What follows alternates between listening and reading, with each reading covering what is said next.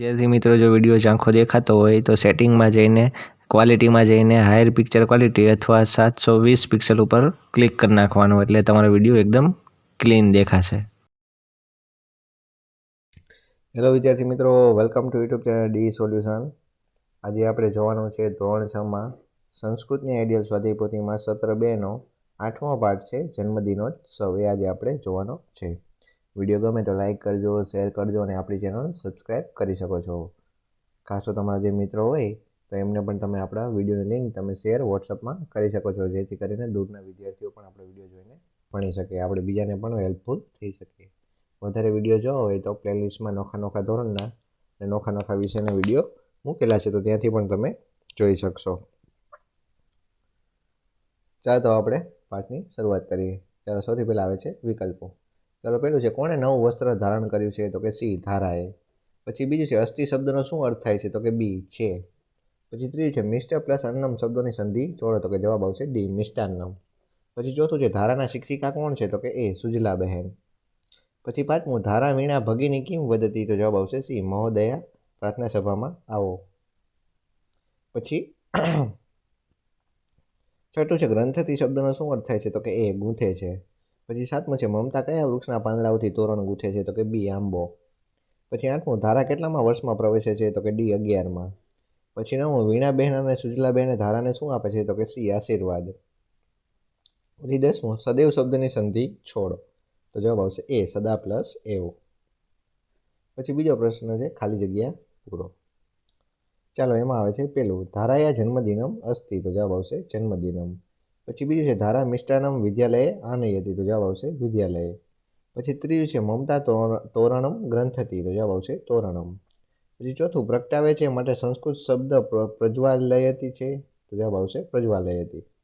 પછી પાંચમું છે ચિરંજીવી થાવ લાંબુ જીવો માટે સંસ્કૃત શબ્દ ચિરંજીવીને છે, તો જવાબ આવશે ચિરંજીવી ન। પછી ત્રીજો પ્રશ્ન છે નીચે આપેલા વિધાનો ખરા છે કે ખોટા તે નિશાની કરીને જણાવો। ચાલો પેલું ધારાનો આજે શાળામાં પ્રથમ દિવસ છે, તો જવાબ આવશે ખોટું। પછી બીજું માતા ધારાને નવા વસ્ત્રો આપે છે, તો જવાબ આવશે ખોટું। પછી ત્રીજું ધારા સુજલાબેનને વીણાબેન વિશે પૂછે છે, તો જવાબ આવશે સાચું। પછી ચોથું આમ્રપાલે વૃક્ષ શબ્દનો અર્થ આંબાનું વૃક્ષ થાય છે, તો જવાબ આવશે સાચું। પછી પાંચમું આચાર્ય સૌના માટે વિદ્યાવાન યશસ્વી અને ચિરંજીવી થાવ એવી પ્રાર્થના કરતો શ્લોક ગાય છે, તો જવાબ આવશે સાચું। પછી આગળ આવે છે ચોથું નીચે આપેલા પ્રશ્નોના ગુજરાતીમાં ઉત્તર આપો। એમાં પેલું છે માતા ધારાને શું આપે છે, તો કે માતા ધારાને મીઠાઈ આપે છે। પછી બીજું સુજલાબેનને ધારાને શું કહે છે, તો કે સુજલાબેન ધારાને કહે છે કે આજે સી વિશેષતા છે। પછી ત્રીજું વીણાબેન ક્યાં છે, તો કે વીણાબેન કાર્યાલય એટલે કે ઓફિસમાં છે। પછી પાંચમો પ્રશ્ન છે નીચે આપેલા પ્રશ્નોના સંસ્કૃતમાં ઉત્તર આપો। ચાલો પેલું કસ્યા જન્મદિનમ અસ્તિ, તો કે ધારાયા જન્મદિનમ અસ્તિ। પછી બીજું વૈશાલી કિમ કરોતી, તો કે વૈશાલી પ્રાર્થના ખંડે સુશોભનમ કરોતી। પછી ત્રીજું ધારા કતિ દીપાના પ્રજ્વલયતી, તો કે ધારા એકાદશ દીપાના પ્રજ્વાલયતી। પછી ચોથું ધારા જન્મદિનોત્સવે કસ્યા વંદનામ કરોતી, તો કે ધારા જન્મદિનોત્સવે સરસ્વતી માતુ વંદનામ કરોતી। પછી પાંચમું ધારા અક્ષય પાત્રે કી સ્થાપ્યતી, તો કે ધારા અક્ષય પાત્રે મુષ્ટિ ધાન્યમ સ્થાપ્યતી। ચાલો પછી છઠ્ઠું છે નીચેના વાક્યોને ઘટનાક્રમ મુજબ ગોઠવો। તો ચાલો 1 2 3 4 જે વાક્ય આપ્યા છે આ વાક્યો જે છે એ આડાઅવળા આપ્યા છે, તો આપણે એના પાઠના જેમ ઘટના બનતી જાય એમ વારાફરતી વારા વિડીયો લાઈન પ્રમાણે આપણે ગોઠવવાના છે। તો પહેલી લાઈન આ આવશે કે વીણા વદતી આમ અહમ આગચ્છામિ। પછી બીજી લાઈન આવશે કે ધારાયા સખી મમતા આમ્રપાલે વૃક્ષસ્ય પર્ણાની આનયતિ। પછી ત્રીજું આવશે કે સા તોરણમ ગ્રંથતિ, અને ચોથું આવશે કે વૈશાલી પ્રાર્થના ખંડે સુશોભનમ કરોતી। પછી આગળ આવે છે સાતમું નીચેના વાક્ય કોણ કોને કહે છે તે લખો। ચાલો પેલું છે અધ્ય કી વિશેષ, તો કે સુજલા ભગિની વદતી ધારામ કથયતી। પછી બીજું મહોદય કૃપયા પ્રાર્થના સભાયામ આગચ્છતુ, તો કે ધારા વદતી વીણા ભગિની કથયતી। પછી ત્રીજું વીણા ભગિની કુત્ર અસ્તિ, તો કે ધારા વદતી સુજલામ કથયતી। પછી ચોથું અધ્ય મમ જન્મદિનમ અસ્તિ, તો કે ધારા વદતી સુજલામ કથયતી। પછી પાંચમું આમ અહમ આગચ્છામિ, તો કે વીણા વદતી ધારામ કથયતી। પછી આઠમું છે મોટેથી ઉચ્ચારણ કરો અને જોઈને લખો। તો આ તમારે શબ્દો બોલવાના છે અને ખાલી જગ્યામાં લખવાના છે। એના પછી 9મો પ્રશ્ન છે, પાઠમાંથી ક્રિયા આધારિત શબ્દો શોધીને લખો. ઉદાહરણ તરીકે ધારયતિ. તો એના જેવા ક્રિયા જે શબ્દો થતી એવા કયા છે? તો કે દદાતી, આનયતિ, અસ્તિ, પૃચ્છતિ, અનુભવતી, વદતી, આગચ્છતુ. પછી ગચ્છતિ, પ્રવિશતિ, સ્થાપ્યતિ, પ્રજ્વાલયતિ, કરોતિ, ગ્રંથતિ, આગચ્છામિ, વિતરતી, ભવતી, ગાયતી અને ભવંતુ. પછી આગળ આવશે 10મો પ્રશ્ન, નીચેના શબ્દોના સમાનાર્થી શબ્દ આપો. ચાલો, પેલું છે સમીપે, તો કે સમય અને નિકટ. બીજું નૂતન એટલે કે નવીન અથવા નવમ. ત્રીજું ભગિની એટલે કે સ્વસા. પછી ચોથું ગૃહમ એટલે કે સદનમ અથવા ભવનમ. પાંચમું વિદ્યાલય એટલે કે પાઠશાલા. પછી છઠ્ઠું પર્ણમ એટલે કે પત્રમ. પછી સાતમું દિનમ એટલે કે દિવસ અથવા અહન. પછી આઠમું સદા એટલે કે સર્વદા. પછી આગળ આવે છે 11મો વિરોધી શબ્દો. ચાલો, પેલું છે નયતિ તો કે આનયતિ. પછી બીજું તત્રનું વિરોધી અત્ર. નૂતનમનું પુરાણમ. આનયતિનું નયતિ. પાંચમું સમીપનું દૂરમ. અધ્યનું સ્વ. અંતેનું આરંભે. આગચ્છામીનું ગચ્છામી. પછી 12મું છે સંધિ છોડો. ચાલો, પેલું છે જન્મદિનોત્સવનું, તો કે જન્મદિન પ્લસ ઉત્સવ. પછી બીજું છે જન્મદિન મસ્તી, તો કે જન્મદિનમ અસ્તિ. પછી ત્રીજું શિક્ષિકાસ્તિ, તો કે શિક્ષિકા પ્લસ અસ્તિ. પછી ચોથું છે શુભાશીષમ, તો કે શુભ પ્લસ આશીષમ. પછી પાંચમું અતિવ, તો કે અતિવ પ્લસ ઈવ. પછી છઠ્ઠું સદૈવ, તો કે સદા પ્લસ એવ. પછી સાતમું મિષ્ટાન્નમ, તો કે મિષ્ટ પ્લસ અન્નમ. ચાલો, પછી આગળ 13મું છે ઉદાહરણ પ્રમાણે કૂત્ર વડે પ્રશ્ન વાક્ય બનાવો. તો કૂત્ર વડે પ્રશ્ન વાક્ય તમારે બનાવવાના છે.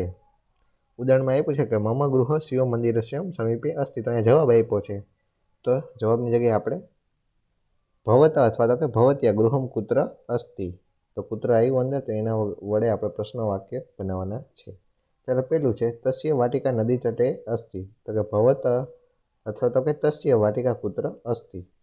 પછી બીજું રફિકમ ગૃહમ ગચ્છતિ. તો કે રફિક કૂત્ર ગચ્છતિ. આગળ ભવત લગાડી દેવાનું. પછી ત્રીજું મીનાયા માતુલ ગૃહમ સિદ્ધપુર નગરે અસ્તિ. તો કે ભવત્યા મીનાયા માતુલ ગૃહમ કૂત્ર અસ્તિ. પછી ચોથું હર્ષ ગૃહસ્ય સમીપે ક્રીડતી. તો કે ભવત હર્ષ કૂત્ર ક્રીડતી. પછી પાંચમું માલા શાલામ ગચ્છતિ. તો કે ભવત્યા માલામ કૂત્ર ગચ્છતિ. પછી આગળ આવે છે 14મું ઉદાહરણ મુજબ વાક્યો બનાવો. ચાલો, ઉદાહરણમાં છે કે વીણા આશીર્વાદમ દદાતી. તો સુજલા અપી આશીર્વાદ દદાતી. ચાલો, પેલું છે સુરેશ મંદિરમ ગચ્છતિ. તો જયેશ અપી મંદિરમ ગચ્છતિ. એનું જોડી દેવાનું પાછળ.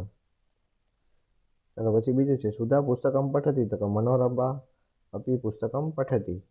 પછી ત્રીજું જાનકી કાર્યનમ ચાલ્યતી. તો કે જનક અપી કાર્યનમ ચાલ્યતી. પછી ચોથું શિક્ષક ગીત ગાયતી. તો કે છાત્ર અપી ગીતમ ગાયતી.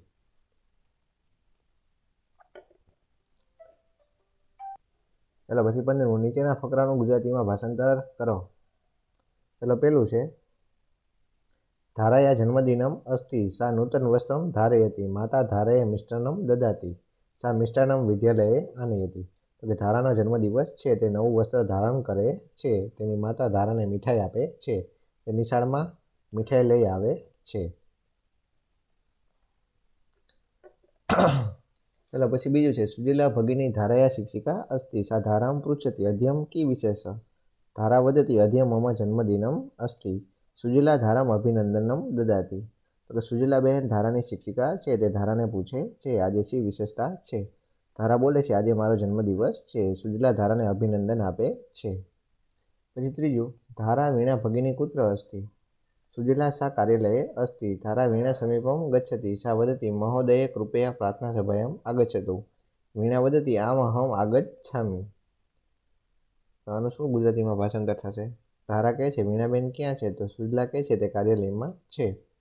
ધારા વીણાબેનની પાસે જાય છે અને તે બોલે છે કે બેનજી કૃપા કરીને પ્રાર્થના સભામાં આવો. તો વીણા બોલે છે કે હા, હું આવું છું. પછી ચોથો ફકરો છે ધારાયામ સખી મમતા આમ્રપાલે વૃક્ષસ્ય પર્ણાની આનયતી. સા તોરણમ ગ્રંથતી. વૈશાલી પ્રાર્થના ખંડે સુશોભનમ કરોતી. તો કે ધારાની સખી મિત્ર મમતા આંબાના વૃક્ષના પાન લાવે છે, તે તોરણ ગૂંથે છે. વૈશાલી પ્રાર્થના ભવનમાં સુશોભન કરે છે. પછી પાંચમો છે ધારા સરસ્વતી માતુ નિશ્ચિત સમીપમ ગચ્છતિ. અધ્ય ધારા એકાદશે વર્ષે પ્રવિશતિ. અત સા તત્ર એકાદશ દીપાન પ્રજ્વાલયતી. સરસ્વતી માતુ વંદના કરોતી. અનંતરમ યજ્ઞ અપી ભવતી. ધારા અક્ષય પાત્રે મુષ્ટિ ધાન્યમ સ્થાપયતી. અનંતરમ સા શુભ સંકલમ કરોતી. આચાર્ય જન્મદિનસ્ય શુભાશીમ દદાતિ વીણાધારમ આશીર્વાદ દદાતિ સુજીલા આપી આશીર્વાદમ દદાતિ અંતે ધારા સર્વેભ્ય મિષ્ટાન્નમ વિતરતી.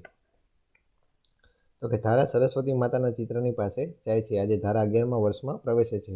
આથી તે ત્યાં 11 દીવા પ્રગટાવે છે, સરસ્વતી માતાની વંદના કરે છે અને પછી યજ્ઞ પણ થાય છે.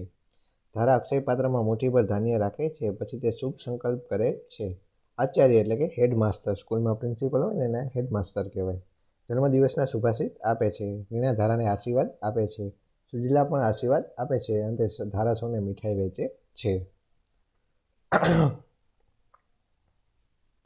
પછી છઠ્ઠો ફકરો છે. ધારા અતીવ આનંદમ અનુભવતી આચાર્ય શ્લોકમ ગાયતી સદા ભવંતુ સુખીન સદૈવ ચ નિરામયા વિદ્યાવંતો યશસ્વીન ભવંતુ ચિર જીવિન.